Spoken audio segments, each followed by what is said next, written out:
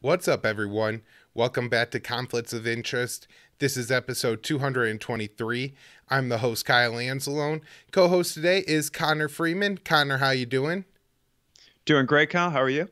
Doing very well and excited for the episode we have today. We're joined by our good friend Joanne Leon, who of course is the host of the Around the Empire podcast and has been doing episodes with me and on this show for several years now. And we're going to have, I think, more of a roundtable discussion on what's happening with Russia and Ukraine and, break down, give some of our analysis thoughts, what we've been reading, what, is really significant, important here and, breaking it down in a different level of detail than we usually do on the show, just covering news. So I think everybody's really going to enjoy today's show. Just be sure to, share the show either on, this channel in our feed, the Libertarian Institute, antiwar.com, on the blog, YouTube, Rumble, Odyssey, or share it from Joanne's feed and make sure you're subscribed to Around the Empire. She always has on great guests and absolutely important interviews if you want to understand what's going on around the world. So check that out. And then you could donate to this show, Patreon, Subscribestar, and crypto. All that information is in the show notes page. And you can also support the show by doing your CBD shopping at Paloma Verde, PalomaVerdeCBD.com, promo code PEACE. Connor, I usually like the topicals. I use it pretty often, but I had some soft gels that I hadn't used for a while, and I took one recently, and just because you have been talking them up on the show, and boy, I forgot how well, like, when, it kicks in and works, like, you just really feel better. I, stand around all day now for work, and so, 6, 7 o'clock, the bed starts to feel a little bit sore, and I took one of those things, and it was, just feeling like you're on fresh legs again, a fresh back again. So everybody check out the great lineup of products I have at Paloma Verde, PalomaVerdeCBD.com, promo code PEACE. They'll save you 25% when you spend $75 or more, and it gets the show kit bed. So it's a great way to support the show and to support yourself and, get some great products. So anyways, let's get into the interview with Joanne Leon. All right, Connor, Joanne. Connor, how you doing today? I'm doing great. How are you, Kyle? Very How well. are you, Joanne? And Joanne. Hanging in there. Hope you guys are doing well. Yeah. So, Joanne, I wanted to kind of let you open up our panel here today as we're talking about this mess in Ukraine. And I guess I don't exactly know where to start. I feel like a lot of the analysts and a lot of the people that we all read kind of have conflicting views over this, not necessarily the origins of the crisis, but certainly what the coming, Russian positions will be and what steps Putin will be willing to take, and also what the Americans are going to do and how much Biden's going to be willing to negotiate. And so I guess I kind of want for us to just talk about our thoughts on this. I think it'll be really interesting and our listeners will like it. So, Joanne. Yeah, thanks, Kyle. Picked a good day to talk about this subject since things kind of blew up today, right? I don't exactly know why the timing was today, but the U.S. ambassador to Russia, Sullivan, went to the Russian Foreign Ministry today and delivered these papers, right, which were the official response to Russia's demand for security assurances, no expansion of NATO and so on. So as a result, Blinken did a press conference and Stoltenberg did a NATO press conference. I watched both of them, God help me. And I can't say that there was a whole lot in them, although one thing I found curious is that Matt Lee, who's the best State Department journalist out there who attends all of the briefings, things like that, I had the same question he did.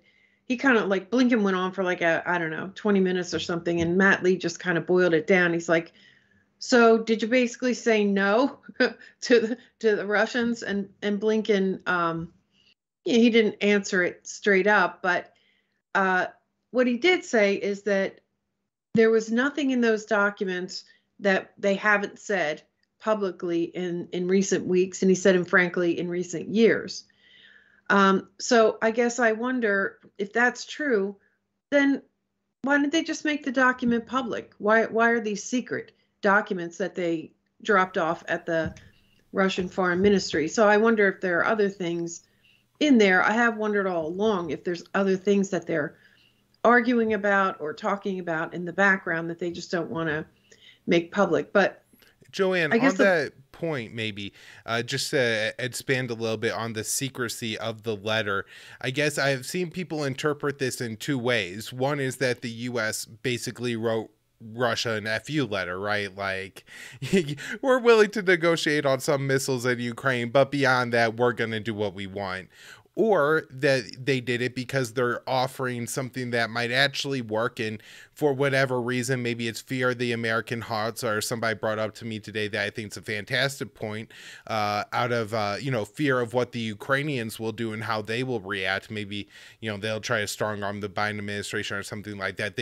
That carrying out in secret could actually be a good thing, because they'll prevent Hots from overreacting. And I mean, if we're being honest, like, if as many people watch this as watched CNN and everything like that, then maybe the influence would go the direction that we want it to go, and that this being public would be good. But I mean, just the way it works in the United States right now, if it's a public conversation, I think the Hots are going to have the loudest voice, and generally I think Biden's squishy enough to be pushed on this issue in the way that the public, that he perceives as the mainstream media, is pushing him to go.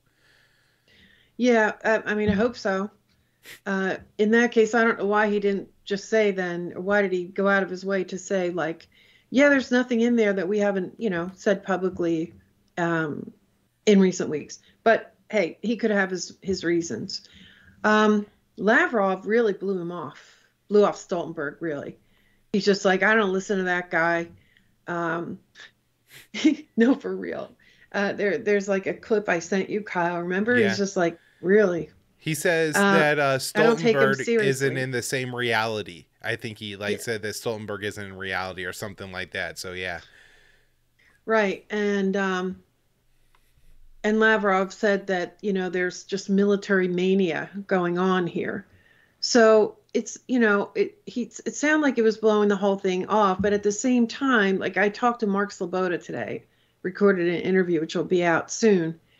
Because, I've been wondering a lot about the military exercises that are going on in Belarus. And I wasn't sure that they were snap exercises. They were not planned. They weren't announced. They just happened. And that's one of the things that Stoltenberg brought up in his speech. He was griping about, I guess he was saying, well, let me just back up for 1 second. Both Blinken, so that both the State Department, the U.S. State Department, and NATO both delivered documents to the Russians. I think Blinken said something about they were in harmony. There wasn't anything, conflicting in them. But what Stoltenberg brought was, he said, the position of all 30 NATO members showing solidarity. That seemed to be one of, I guess, his main goal was to have every single NATO country, say, we're in agreement, whatever. We're in on it. We're all in, because that has been questionable over in recent weeks. Certainly, it hasn't looked like they were all in harmony at all. So anyway, one of the things Stoltenberg brought up was it looked like they went to Russia and said, no, we're not going to give you what you want. But here's what we want. I mean, that's what it sounded like to me. And one of the things that he was complaining about was, he said there wasn't enough transparency on exercises, which certainly was a reference to the Belarus exercises going on right now, which are, I was talking to Mark Sloboda, like I said, and getting back to Kyle's opener, the different opinions that different people have. I don't think I tend to be an alarmist, but I'm taking this seriously. I think this really could turn into something bad. Now, I thought the same thing back in April, just, full disclosure, and it didn't happen. It just kind of flipped on its head and didn't happen at the last minute, but it was looking pretty serious back then too. I guess the same thing could happen this time, but I see different things going on this time. Last time I didn't see planes flying from the UK back and forth and bringing all of this equipment. I didn't see the CIA admitting that they've had paramilitaries in Ukraine for years now. I don't think anyway, Biden putting 8,500 troops on, extra high alert. And just in general, that whole tripwire force and troops that we've got in Eastern European countries, which was outrageous when they first did it. Now it's just like, hey, yeah, we've got troops in Latvia and Lithuania and Estonia and so on, and they rotate. But I'm not sure. It seems like the number of troops has grown. So I just think the situation is different now. It's more serious. And the way the Russians are acting is definitely different. I won't go into too much of that because I know you guys have some things to say on it. But, Sloboda, I don't want to give away everything he said, but he takes it very seriously, too. He thinks there's like a 60% chance that it happens. And the Sloboda episode will be the next in the Around the Empire feed. So be sure to subscribe to that if you aren't already. Joanne, I just wanted to note that, and I was pretty sure this was the case, that in the December 30th news roundup, I did have that Putin had announced that they were going to carry out war games in Belarus in early 2022. So, I mean, Stoltenberg could say that, it was a surprise and everything, but they had talked about it. And I guess on that issue, it does seem like Putin has at least made an effort in recent weeks, like talking about deploying troops to Venezuela and Cuba, and also the announcement of the major naval war game exercises that they're carrying out all over, Russian waters and around them. And, maybe the point is to show the, Western countries that this is intolerable. And so we're going to then announce war games and carry them out in a month because they're just trying to match what they see the U.S. or NATO countries doing. Yeah, I remember being a lot more worried about the Black Sea, things going on in the Black Sea last time than this time. But to be honest, I haven't really even been following too much what's going on there. I mean, it can't be good, though. Yeah. Well, I guess one thing to add to your point of just, one of the reasons I guess I feel I'm more concerned this time than versus April or in the past, like with the Kerch Strait incident or something like that. There seems to be a lot more media pressure on it this time. Not that they weren't concerned in April, but this was the Sunday morning shows this week. Blinken was everywhere. Americans are all well aware of it. And, the narrative is, that the Biden administration is condemning Russia. They're willing to sanction Russia. And, the range of thought is that okay? Or is that not enough? And do we need to go further? And so I guess part of it could be maybe that I'm just overreacting to the media and the media turning the dial up to 10, even if I am pretty resistant to that. It does, I guess, make everybody feel a little bit more anxious. At the same time, I think that's a legitimate concern that we have, that the media has established this narrative in the U.S. that, Biden is going to be doing the minimum, but does he need to do more? And what kind of situation does that create? Even if this does get diffused, unless it gets diffused in a way that is, permanent, we're talking about an agreement that actually solidifies Ukraine's place as a non-NATO country, likely a good amount of autonomy for the Donbass region. I mean, and really, if we're being honest, recognition that Crimea is now a part of Russia and at least a willingness to start to remove some of those sanctions and economic penalties to move towards a normalization of relations with Russia, right? Like these are the things that absolutely have to take place. And it just seems like it's going to be absolutely impossible now with where the discourse in America is. Yeah, it's going in the wrong direction for sure. All right, let's let Connor talk. Well, it seems like I mean I agree with both of you, but it seems like the sort of the neoconservative push for eastward expansion of NATO is just reaching a boiling point, and the Russians aren't going to be putting up with it anymore. But I think the context is lost on. I mean, unfortunately, I think Americans are aware enough to not want to go to war with Russia. We're seeing some good polling on that, where they say like only 1 in 6 are in supportive of like putting boots on the ground and this sort of thing, but. To Kyle's point and to your point, they just keep saying, impose sanctions now, because why wait until later? And I think some of the Ukrainian officials, even Zelensky, was saying that up until recently. And what that would do is basically say, of course, to Putin that like regardless of what you do, if you show restraint or if you actually go in, you're going to suffer the same penalties, cutting you off from the economic system and, trying to kill Nord Stream 2. And of course, the Ukrainians have a huge interest in that.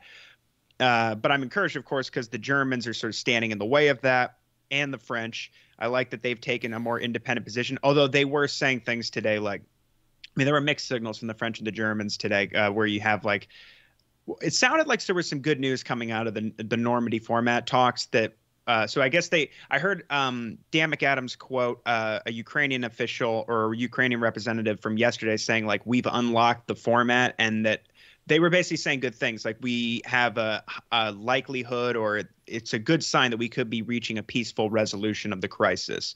And they said that would be in Ukraine's interest. And then the French came out and said that they had heard good things from the Russians and that they were encouraged. Macron will be talking to Putin on Friday. The Germans, of course, are sticking with their policy of not sending weaponry and not allowing even their airspace to be used to send weaponry to Ukraine. They pissed off Klitschko today because they sent 5,000 helmets instead of any sort of real military aid, which I thought was good too. And so I guess the talks are on a temporary pause, those Normandy Format talks, and they'll be meeting in Berlin in 2 weeks. But they did, for what it's worth, come out and say that all 4 parties in a joint statement said that they would unconditionally uphold a ceasefire along the lines of the Minsk Accords. So, and also the Ukrainians are throwing cold water on the American hyperbolic rhetoric that's coming from particularly, Jen Psaki. Even Kirby seems to be less alarmist than Jen Psaki is or Wendy Sherman. So, I mean, Psaki is coming out and like she's almost debating the Ukrainians over how imminent the Russian invasion is, which is interesting because, it dawned on me the other day that we're in a really bad position. Like, even if you take, as I have said before, reading Ray McGovern helps you take a little bit more of an optimistic route, or an optimistic, he offers an optimistic perspective, I should say, that a lot of this is kind of bluster for domestic consumption, and that one of the reasons, I mean, Gilbert Doctorow and Ray McGovern mentioned this ahead of time, that they weren't going to be making the details of the letter public because hopefully, I mean, that it's got some real concessions in there because I mean, they're not going to accept. Obviously, Georgia and Ukraine, I don't think, are being brought into NATO. I don't think that's going to happen. I don't think the Germans or the French would let that happen. And it's against the NATO charter because they have unstable borders and you have Russians in both countries. And even though the Hawks act like that somehow doesn't mean anything, it obviously would start a war instantly. But at the same time, Tom Cotton and these GOP senators are coming out and saying Biden's impotent and incompetent and calling for high Russian casualty counts or intolerably high Russian casualty counts, as Roger Wicker has said. They're just pouring weapons in. And it's stuff like even what's his name? Trudeau came out and said they announced they're adding like more than almost $300 million more today. It's like 260 something to their Operation Unifier, which is like their special operations program in Ukraine. And they're sending 60 more personnel. And they're like, it has a limit of like 400 people, 400 special operations advisors we can send. And the British are sending more and more commandos and, advisors again, pouring the short range missiles in there. And you have the GOP saying we should do more of that. So it seems to me like I'm hoping. What I was going to say was that it dawned on me the other day that we're almost relying on Blinken and Biden to do the right thing here to avert the crisis and the war. And that's not a good position, obviously, for us to be in. I don't know if it's, and I was like, would I rather have Pompeo on the other side of that table from Lavrov? And I think on some level, I almost prefer Blinken here because he's such a weak link. And I think that even Biden, for whatever reason, seems to have a better chemistry on the phone with Putin because he doesn't have the Russiagate baggage on him. And they can come to, like the December 30th call when the Russians came out and Sullivan didn't want to make a big deal out of it, but they had apparently promised that we're not putting offensive strike weapons in Ukraine. Don't worry about that. So I think that's a good sign. I'm very hopeful that, the fact that Blinken came out before this past weekend, before the letter was, delivered, that he had said that they were able to work. There's room to work with them on missile placement, on the NATO drills, the Russian drills in the region. There's, the transparency and missile placement overall. I think they're going to have to come to some sort of agreement where they pull troops and military NATO installations out of countries on Russia's borders. I don't see how that can fly anymore. Basically, it seems I'm hoping that, like I said, that they made some concessions in this letter. But for the most part, it seems like the Americans and the British are still dead set on raising tensions. And obviously the Congress is and the media. And it doesn't sound like Lavrov was impressed. And even Stoltenberg came out and said, we prefer diplomacy. We want to talk with the Russians more, but we're prepared for the worst. And he pointed to the fact that they've moved S-400s I believe, into Belarus, he said, for the drills coming up, which, as Gilbert Doctorow was noting earlier, they're moving into the theater. They're moving Iskander missiles, which can, do hot, precise and highly destructive strikes on Kiev. They're moving in, obviously, the naval drills. They've got landing naval vessels in the Black Sea now. And of course the S-400s, which means that they can impose a no-fly zone on these planes coming in, bringing in more and more weapons, and the Black Sea reconnaissance missions, and even the reconnaissance flights that were flying over Ukraine in I guess that was either December or November. I've sort of lost track at this point, but we had U.S. spy planes doing that. So I think the Russians are very serious. But it doesn't seem to me like it's inevitable. I think we're probably as bad as leadership is in the West, and particularly in the United States. I think I don't think they're willing to blow the planet up over all this. But I think a mistake could easily happen, and they do seem like they refuse to rescind the Bucharest summit promise to Georgia and Ukraine for NATO membership, which, as I said, is not workable on any level. So that's also not a good sign. But I like I said, I think that Biden, they said that Biden helped write the letter to Putin. So that might be a good sign. I don't know if I believe that, of course, because he's his faculties are super questionable. At the same time, those phone calls, some of the stuff that came out of his conversations directly with Putin seem more reassuring than the rhetoric we get typically from Blinken and the other hawks. So, that's essentially my take. It's all kind of a mess, but we're seeing sort of mixed signs, I feel like, today. It could be going in a good direction or it could be going in a much worse direction fast. Yeah, so actually that's a perfect part of where I wanted to start, Connor, and to say that, as much as you hear Biden had a role in writing it, you want to make a joke about how his is the part in red crayon or something like that. The reality is that Biden being an old ass man may actually help us here, right? For the majority of Joe Biden's life, East Germany existed as its own country that was within the USSR sphere of orbit. You know what I mean? Ukraine is a former Russian Empire state. The Baltic states are now a part of NATO. And so Joe Biden has to remember that when he was a kid and looked at the globe in the classroom, the USSR existed and now it doesn't. And so, like, you know, when you look at some of the analysis, like Ray McGovern, who's one of the more optimistic takes on this, one of the like older hands, maybe that's part of what Ray realizes too, that Biden absolutely has to realize this, how much the map has changed. And, you know, none of the Cold Warriors would have ever imagined that Kiev would be a part of NATO and not Russia.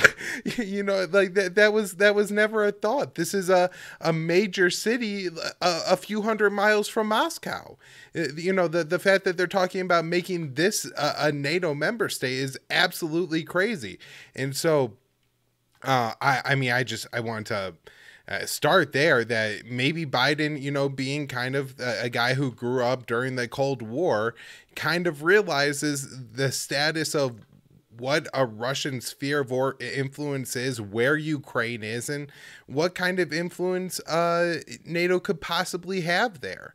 And then also, you know, Biden really understanding what NATO is and how NATO works, which I haven't seen anybody in the mainstream media actually talk about the fact that Ukraine isn't actually ever going to become a NATO member state.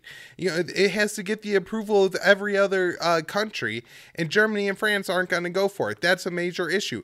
The corruption in Ukraine is a major issue. The fact that it has, you know, one separatist region and one region controlled by Russia are all issues that will prevent Ukraine from becoming a NATO member state. And nobody even discusses that. They're not like, so, you know, where's Ukraine on working towards the path to becoming a state ready to be a NATO member? They're just all focused on, oh, Russia said that they don't want Ukraine in NATO. And I guess, yeah, anyway, Joanne, did you have something though? Yeah, in the Blinken presser today, in the Q&A period, it did come up about Biden's input to it. And he said, well, yeah, he did have input. We reviewed it with him multiple times. And then they said something about how he did an edit. So it kind of fell apart a little bit, the fact that Biden was in it. But, you know, whether or not Biden, his judgment and analysis are all there, I don't know. But he did. There is a little clip of him saying that if this war happens, it would change the world. Mm-hmm. So, you know, he does understand the seriousness of it, at least for that. Yeah, for what it's worth. Did he say that really recently? I hadn't seen that. I saw the clip just in the last couple of days, so I think it was very recent. Yeah. I think it might have been at the presser where he also said the thing about if it's a minor incursion. And, you know, like these are the parts where you see Joe Biden, you're like, oh, this guy actually understands the reality of the situation on the ground in Ukraine, which no other American officials are acting like they do. Not the press secretary, of course, you just expect them to do spin, but still, Antony Blinken, Jens Stoltenberg, the NATO Secretary General, all these people have a completely unrealistic view of what's going to happen in Ukraine and what's happening there. And, you know, that's really concerning. But I actually think that Biden understands what's happening. And again, how much he pays attention to this part of the his administration's profile. Like, obviously right now it's a big deal, but at the same time, so is COVID and a lot of other issues. One thing I was going to note today, the announcement of Stephen Breyer, that's right, the Supreme Court justice is retiring. This is really going to captivate America for whatever reason. Well, I mean, I understand kind of why it's very important, but these are the kind of things that really gets everybody ramped up and involved in paying attention to that issue. So maybe that'll take some of the attention and focus off of the Russia issue, I was actually thinking. But, you know, a lot of people are paying attention to this right now. Lincoln also mentioned that, that there were more shipments of weapons to Ukraine, that he was going to Congress this week or next week for, I don't know, to notify that, something about some more weapons. So I don't have the detail on that. But he said there also is economic aid coming too. So they're going to throw some money at Ukraine as well, some additional money. With these dual bills in the House and Senate, there's Ukraine is on track to become the third highest recipient of U.S. military aid at this point. And I thought it was interesting, too, how they keep saying 500 million, because they authorized 300 for this year under the NDAA. And then right in December, Biden approved an additional 200. And now they're voting on it next week on the House bill. And now you have a House delegation headed to Kiev. And they're going to say the same things that Klobuchar and Wicker and Blumenthal were saying the other week. So it's just awful. And to that point about Biden being more aware of what's going on, like I like that moment when that Fox News reporter said to him, "Mr. President, why are you waiting for Putin to make his first move?" This whole rhetoric about you should just drop sanctions now. Why wait? And he goes, "What a stupid question." And it's like, it is a stupid question.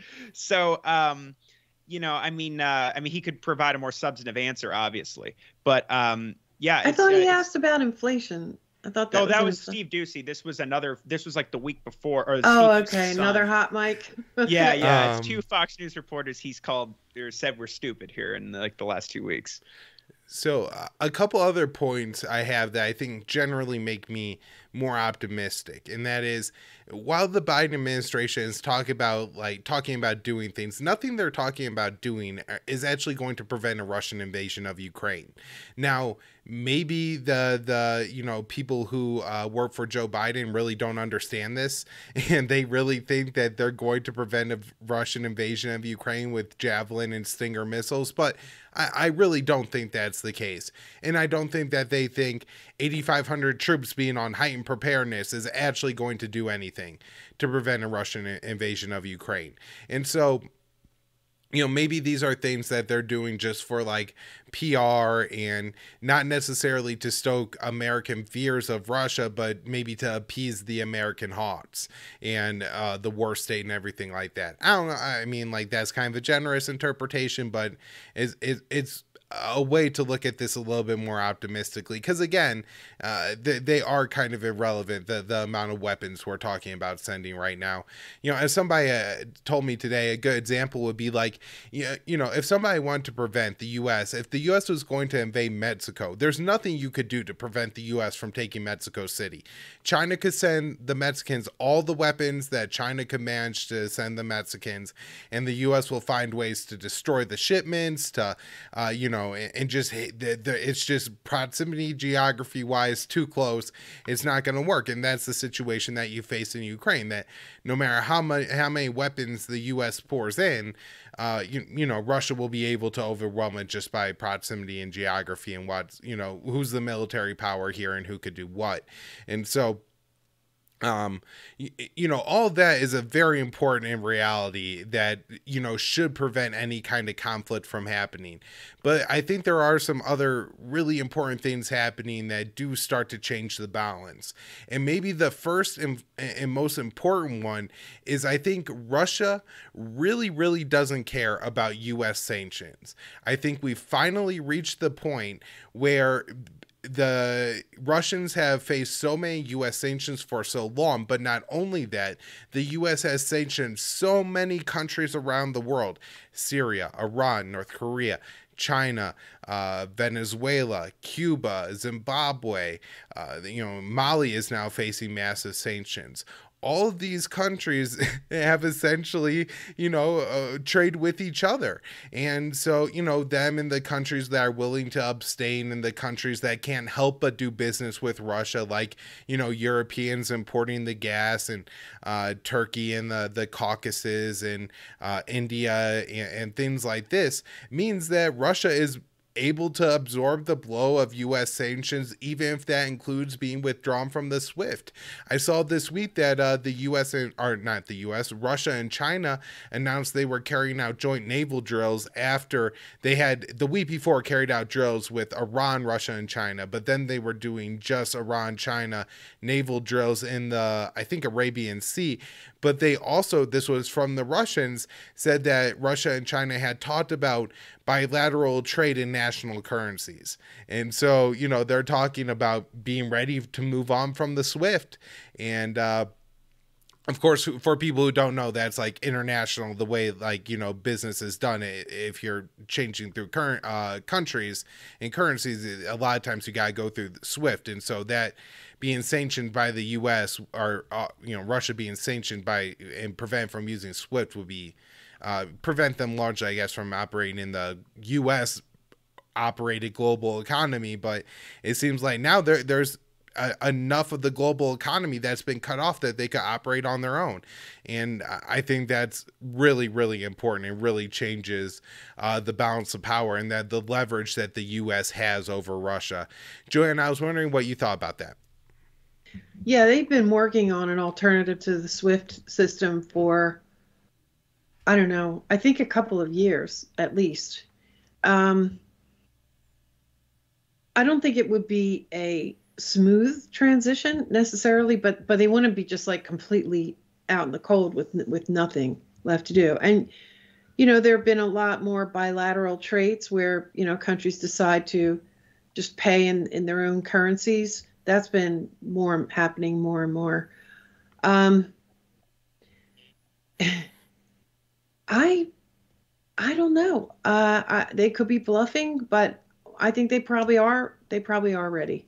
Yeah. To handle it.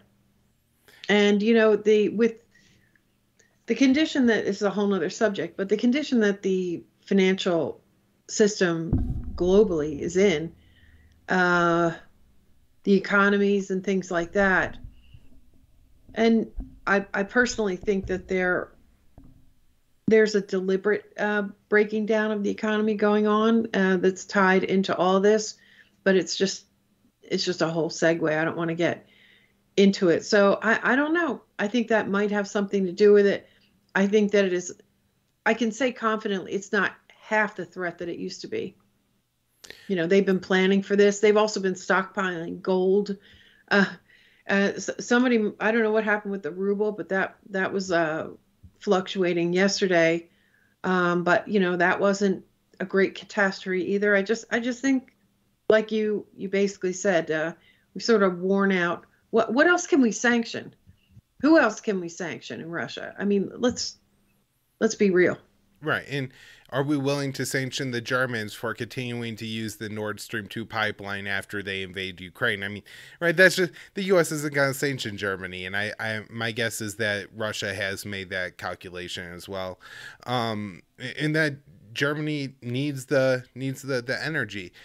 I think another issue that's really important and really doesn't get talked about in the U.S. enough is that the 2014 regime change in Ukraine was a major cultural shift, or at least the U.S. tried to pull off one, and has really radicalized some elements. But also, I've seen a couple reports, and Joanne, you've helped to confirm this for me, that the black and red, like right sector flag that was from the UPA, which is Ukrainian militias and like kind of far right ethno-nationalist type militias from back like at post World War II and in World War II and everything like that, involved in various atrocities and things like that, is flying at government buildings and in places of official capacity.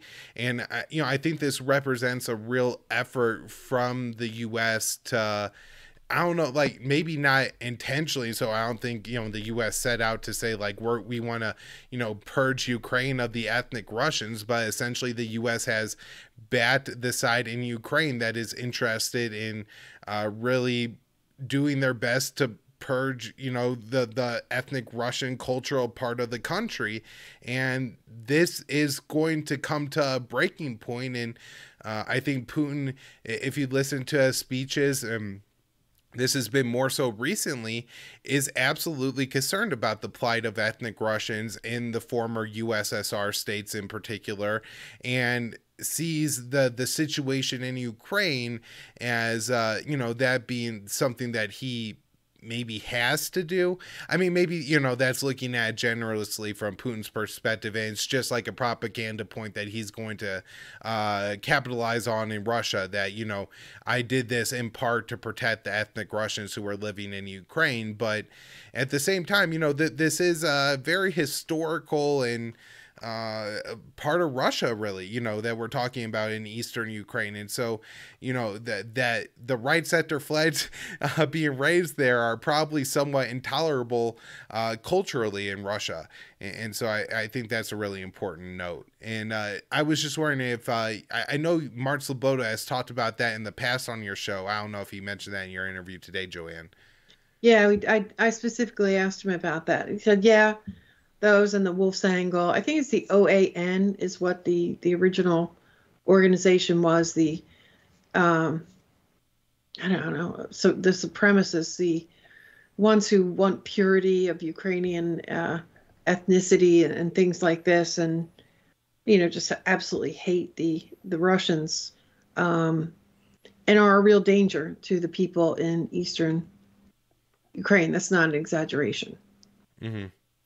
And on this point, it's just you know what? One more thing. Yeah. They're only a small percent of the population. Like they really don't have any kind of a plurality, but they're so well connected. They're so, you know, embedded into the government, the security structures, their National Guard, and that kind of thing. So that sort of well, you know, they're better armed and they're more dangerous, and they're embedded into the system, which is what makes them so dangerous. I would imagine it's a little bit like Ukraine, where if you're a fanatic who's willing to use violence, that kind of makes you an effective fighter. Not to necessarily praise these people or anything like that, but you know, if you're the type of person who's willing to commit like ethnic violence or something like that, you probably don't spend your weekends hanging out with friends, like chilling. You spend, you know, your time like, you know, drilling in various militia things and, you know, diehard dedicated fighters. And then it probably has like a somewhat magnetic effect, right? Where if you're the most effective fighters, you're going to get the most advanced weapons, and that makes you more powerful. Also, if you're the most effective fighting force, then other people who, you know, maybe aren't necessarily like Azov battalion level neo-Nazis, but don't really have like the biggest objection to like that's not, you know, their top primary concern, then they're willing to join those same forces and fight along with them because they're just the most effective fighters, and it, you know, swells the ranks of those kind of forces. So like you said, small percentage but big influence. Now on that, you know, one point that nobody is making, I think it's just so important here, is if we're talking about people killing Americans in America, who's a bigger risk? The Ukrainian ethno-nationalists, the white supremacists, the neo-Nazis, or Vladimir Putin and the Russians? I mean, right, like, even if you look recent history, I mean, find somebody a Russian has killed, you know, like officially in a state capacity in the United States, versus there's been a couple violent crimes committed by ethno-nationalists who traveled to Ukraine and trained up with, you know, various militias there, and including the Azov battalion. So, you know, this kind of like, this is a real threat and a real problem to the United States. Not that I think the neo-Nazis are going to take over the country or hold any particular power, but if you're just talking about, you know, somebody who's going to go to Ukraine and be, you know, learning like battlefield drills and stuff like that, this seems really concerning to me. So, Kyle, you know, it's also used to, I don't know if you say control, but to definitely influence and keep in line the Ukrainian leadership, particularly Zelensky, right? That's one of the reasons why the Minsk agreements were never able to. They include some agreed autonomy, ability to hold elections for, you know, the Donbass area. But if Zelensky tries, or any Ukrainian leader tries to actually implement that, you know, then these extremist groups threaten, and they basically act as a control mechanism too. Mm-hmm. And I heard Aaron Mate make this point on the Monday morning show that he does with Katie Halper. And he said that the way Minsk 2 would be set up and the kind of autonomy and, the power structure that would exist in Ukraine post Minsk 2, that would essentially prevent Ukraine from joining NATO because the Donetsk, the Donbass region would have a veto in the Ukrainian government over them joining NATO. And so assuming that, the heavily ethnic Russian part of Ukraine ever decides to join NATO, then that the Minsk 2 would essentially prevent Ukraine from ever joining NATO, which I thought was an interesting point that I hadn't heard very much. Right, which is a big incentive for Putin not to, what they're saying, invade and either take the Donbass or certainly go into Kiev. But I will say this: if they, they keep warning about the false flag coming and this and that, Natasha Bertrand in the White House and the Pentagon. But a spokesman for the Donetsk People's Republic recently came out and said that the Kiev's forces are preparing an offensive and that they're preparing military vehicles and self-propelling minesweepers, and that he said that they're making preparations for to resolve the crisis militarily. And if that happens, the way the narrative is set up, they're just going to blame the Russians. And I just saw a report on TASS, or a report from a Russian official that said that because of the passport situation in the Donbass, where they have Russian passports, there's I've heard different estimates, but this Russian official said that there's at least 500,000 Russian citizens in the Donbass. So if that happens, that's such a we talk about a tripwire for war. If if Russian citizens start getting murdered in mass like that, it forces Putin's hand immediately. And like you said, these Nazi and Nazi adjacent forces, that's their main.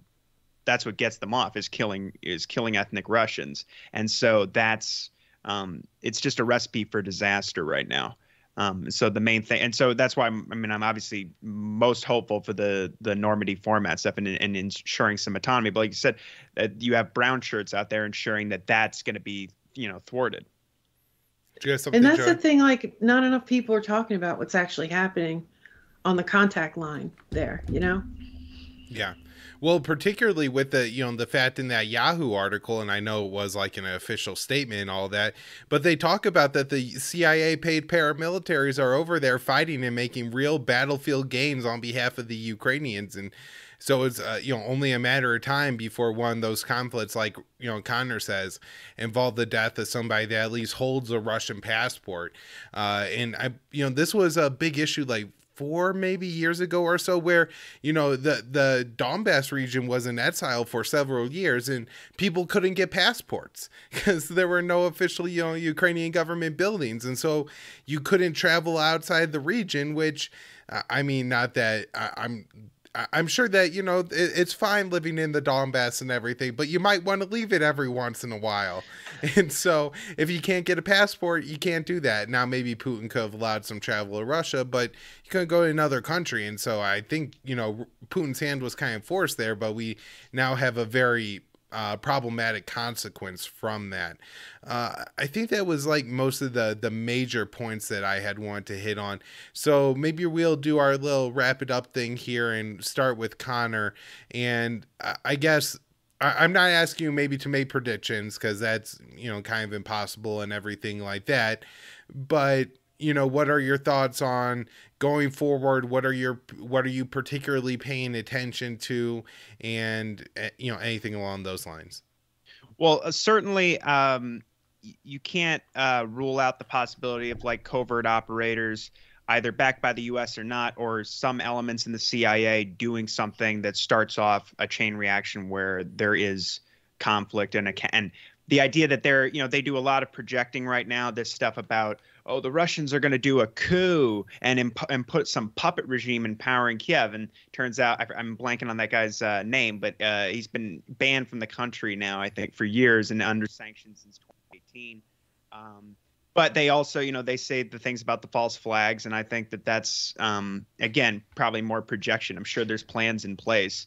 somewhere anyway, for that sort of an operation. But so mainly, I'm hoping for the best, obviously, and that Biden and Blinken are kind of putting on a show for domestic consumption and to get the Congress and the media off their backs, which was indicated in those reports that said that they weren't going to make the letter, public right away. But Lavrov's responses are not encouraging. It doesn't sound like, but maybe they know that, I mean, maybe it's an understanding. I mean, I forget who I was reading. I was talking to Kyle about this the other day after the show. I forget what column I was reading. Somebody made the point that it's, if they are sort of hyping up tension so that if they do reach an agreement, there could be some sort of a political win for Biden. And if I was Putin and I was trying to actually get concessions, you would probably want to incentivize that on some level with the guy you're talking to one-on-one, the other head of state, to see, because I'm sure the Russians are, and we know they're very aware of how hawkish the American political system is and how he's really, trying to cover his right flank at all times. And it's one of the main problems with Trump. I mean, the Helsinki summit, and it's like a perfect example of that. But right now, I mean, mainly the weapons sales and these bills in the Congress just seem to be kind of more of the same, but they still, obviously ramp up tensions. But I guess I'm going to see what happens with the Belarus drills. I was just reading, Kyle, you sent me an article from Anti-Empire, and they're saying mainly the thing you want to see is what the movements of the Russian forces are after the Belarus drills. If they head back to Russia or if they kind of stay in the area, what the movements are at that point. Also, and mainly just, I'm going to be keeping an eye on the Normandy Format talks and seeing where they go. And they're meeting in, like I said, in Berlin in 2 weeks. So at this point, I just think we have kind of a muddy vision of where things are going right now. But it does seem to me that with the Ukrainians throwing cold water on things the way they are, I think that I don't know. I have a bad feeling about where things are going, but I tend to want to be more optimistic, obviously, with the consequences here. So I'm hoping that I mean, the real wild card, of course, is, like you just said, the brown shirts and the issue of them basically boxing in Kiev and any kind of more moderate elements in the regime from, giving the Donbass autonomy. And if a war starts, it's just going to spiral out of control very rapidly. I mean, that's essentially where I'm at right now, is just kind of looking at the different moving parts. But particularly, I'm hoping for the main thing I'm hoping for is that the French and the Germans can put a stop to this and give some solid assurances to the Russians that maybe the Americans just can't. Yeah, and Joanne briefly mentioned this earlier, but it's worth noting that the Russian attitude and rhetoric seems significantly more, at best, blunt, maybe aggressive even, that they very firm about, what, they're looking for and to get out of all of this. And so that I don't know, I feel like in the past, Putin, Lavrov, and essentially the entire Russian State Department was always very polite, business-like, and some of the official statements are still like that, but there's also a lot of, and not just the calling Stoltenberg, saying he doesn't exist in reality and things like that, but just very, very blunt. Now, we have seen, what was it, in 2007, where Putin lost it with the reporter saying, what do I have to do to get through to you people? This is a real issue. We've seen some of this before, but not on this consistent and seemingly planned level, right? Where this is the Russian position, I think, is now to be more aggressive, right? Not to, playing to the Russian aggression narrative or anything like that, but building up troops on the border and, putting forward these security proposals the way the Russians did, very, I get, not that I think they're particularly impossible to meet demands. At least, some of them are maybe a little far-fetched to think the U.S. will ever go for it. But, admitting Ukraine isn't going to be in NATO, that should be something that the U.S. agreed to. They probably won't, but it is something they should, but the Russians laying all this out, it is, I think, a fairly different style than at least I've seen in the past. So, Joanne, anything on that, and then your final thoughts? Yeah, I mean, I think the attitude is much different. What the difference I see is that they don't seem to care politically about their image, their in the world. They don't. They've been called the aggressor and demonized so much that, like other terms that are overused and unfairly used, I think a lot of people blow it off. I think a lot of Americans still believe the terrible Russian villain narrative, but the rest of the world, I'm not so convinced that they're buying that. In the process, I think that we've become the villain. When you see polls about other countries, what they perceive as the biggest threat, like we come up high on the list now, things have changed quite a lot. So they don't seem to care whether they are seen as the aggressor or not. The stuff going on in that contact line is very sketchy. There's something like 125,000 military there, and we don't know how many paramilitaries, how many shock troops or whatever. One of the things that goes again, that prevents Ukraine from being allowed into NATO, not that they wouldn't bend the rules, they probably would, but you're not allowed to have like a civil war or territorial dispute or things like that. And so if they could grab the Donbass and, put that to rest, that would check another thing off the NATO box. There are some other things, like there are resources in that area, although I don't know if those are enough of an incentive. And we just have some absolutely crazy people. I mean, how else can you describe the neocons at this point? And not just the neocons, just, our State Department, the Nuland, what do you want to call them? The Nuland gang. There's no, party involved anymore. It's across the political spectrum. So I don't know. I'm really concerned about that, about even like a rogue element, tripping something off, kicking something off, and turning it into, I don't know whether it'll go to a full-scale war. I'm not optimistic. I think there's at least a 50-50 chance. I think that the Minsk agreements have been tried, and I think there's a lot of sincerity in there. But the Ukrainian government, even if they wanted to agree to the Minsk various different things that they still are under dispute, they've got this policing force that if they did agree to that, then, they get attacked. They show up, they create another Maidan kind of situation.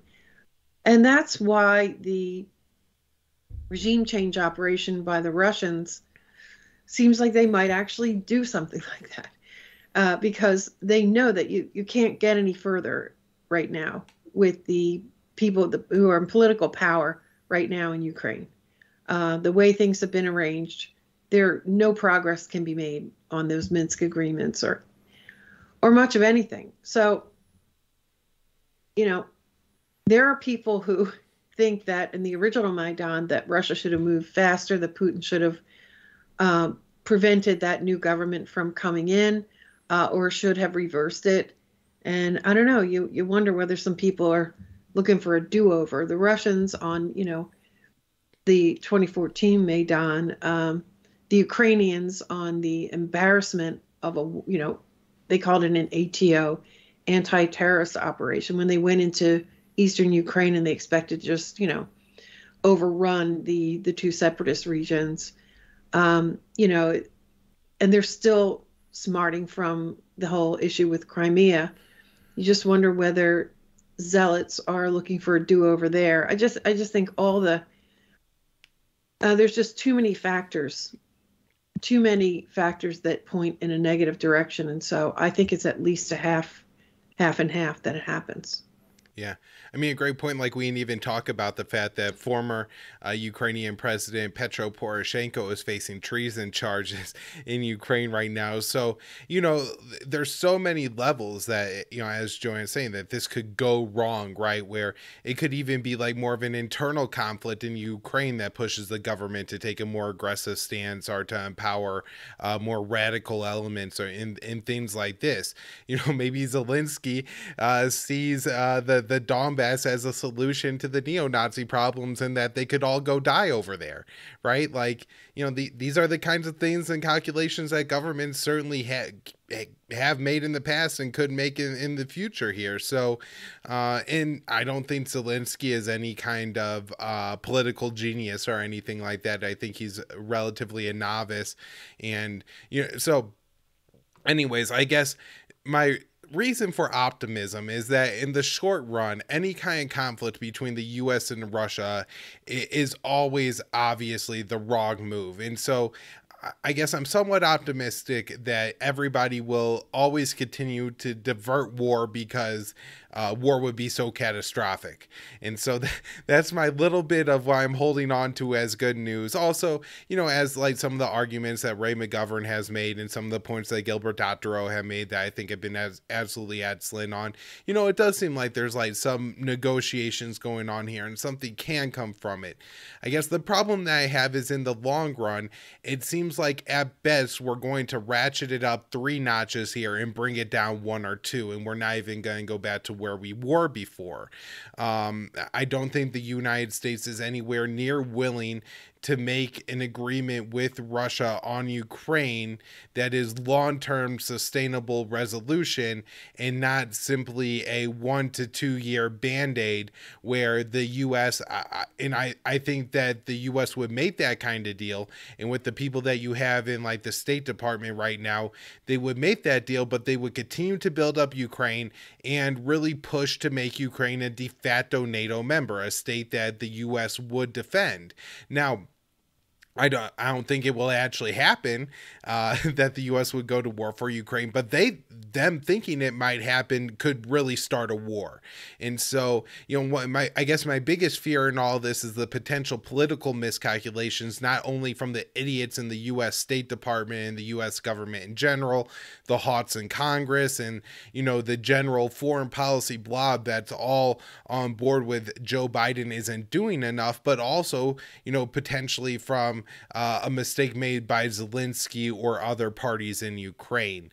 And that, it's possible even that maybe this is a mistake on Putin's part, maybe it's not, that he miscalculates and thinks that this is his best opportunity to take the shot now because he understands that the U.S. and the West are just going to continue to pour weapons into Ukraine. And even if it won't actually change the balance and prevent a Russia from being able to take over Ukraine or anything like that, they could certainly increase the price that Putin will have to pay to take Ukraine back. If you give tons and tons of Stingers and Javelin missiles like that is going to make some kind of difference. And so, a lot of my concerns are right there, that there's going to be no resolution to this. The Americans are going to continue to double and triple down on what they've already been doing in Ukraine. And that's put us on the path to conflict that, we've led to today, where it seems like we're very close to confrontation right now. And we're not going to take ourselves off that path. So even if we divert from it a little bit right now, long term, I don't see how we ultimately maneuver away from it. I guess the only good news I have in all of it is that the Americans don't have any appetite for war, and it is awful as this sounds, the Americans are willing to fight the Russians to the last Ukrainian, and it's going to be a bloody, terrible mess for the people of Ukraine, but I think the U.S. stays out of it. And if that happens, I think Putin makes the calculation not to expand the war any further to any NATO states. And, this again is terrible for the people, probably particularly of Western Ukraine, and who have supported the U.S.-backed government there. But at the same time, it does stay limited to that. And, once again, it's the people that are closest in bed with the Americans that will likely suffer the most, I think, ultimately from this policy. So, I don't know. Anything else we should mention before we sign off here? Joanne, you look like you might have one more thing. No, I'm good. I'm good, Kyle. Connor? I was just gonna say, I was listening. I think you're right that they're going to be closing it in, and Joanne, the more I think about it, I think you might be right about their attempt to do a regime change. That if that could potentially lead to, if that could be less costly than an actual conflict where they have to deal with it in like a prolonged or protracted war, that would probably, that would make sense if you were going to try and do it that way. Since it's such an unstable situation, they can't rely on. Like the only way to progress, right? For them. Right. If diplomacy is literally impossible. Yeah. Well, and so, but I know that they were just, Scott was just interviewing Clint Ehrlich, and he was talking about how Ukraine is modernizing their medium range missiles, and it's going to over time here. And I'm not sure what the time frame is, but to give them quite a bit more ability to hit Russian cities, which would it would raise the costs of a war with Ukraine. So as that gap gets narrower, the Russians may feel like they have to go ahead and do it. And like you said, that New York Times article that we talked about yesterday, they said that Milley and Austin had told Western allies that if this happens, the CIA is going to covertly back an insurgency, and the Pentagon's going to do it overtly. And they apparently, who is it? They said. It might have been Austin and Milley saying, excuse me, to their Russian counterparts that it'll be long and bloody, like an insurgency. So like that's all already on the table. And if that is the case, I definitely could see DC being willing to fight Russia to the last Ukrainian. But if that is the case, if they can keep it if that's in the worst case scenario, if they can keep it just like where they're not expanding it into these other NATO states, that would be obviously preferable to the situation that, where it could be like NATO versus Russia. And obviously Biden and I believe Kirby now have said multiple times, even in the last couple of weeks, that there's no way they're sending U.S. troops to Ukraine. But the problem is you already have 100 Florida National Guard troops right in Ukraine right now, special forces, and of course the CIA paramilitaries. So in the event of any of this, you're probably looking at Americans getting killed at some point. British trainers and Canadian trainers and things like that. And they could be in other Eastern European countries that are, very close by. So. And so anyways, and I guess the Olympics are coming up, and I can't help but think that Putin would probably really savor the irony of something happening in Ukraine, involving a major shift towards the Russian side during an Olympic Games going on. But anyways, everybody, besides from listening to conflicts of interest and around the empire, the one kind of good thing about what's happening right now is there's so much good analysis being written by people. Ray McGovern, Doug Bondow, Connor Freeman had a great article this week.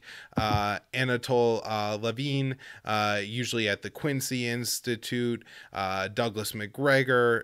I could sit here all. Ted Galen Carpenter, Dan Larison have all put out great articles recently, and so it's been really interesting to read it all. And I hope that we've diluted some of the best points of who we've been reading and studying and brought them to you here. So, Joanne, Connor, thank you guys so much for doing this, and I don't know. My guess is we'll be doing another one of these sometime in the not too distant future. Yeah, I think you're right. All right. Okay. Thanks, everybody. Good night.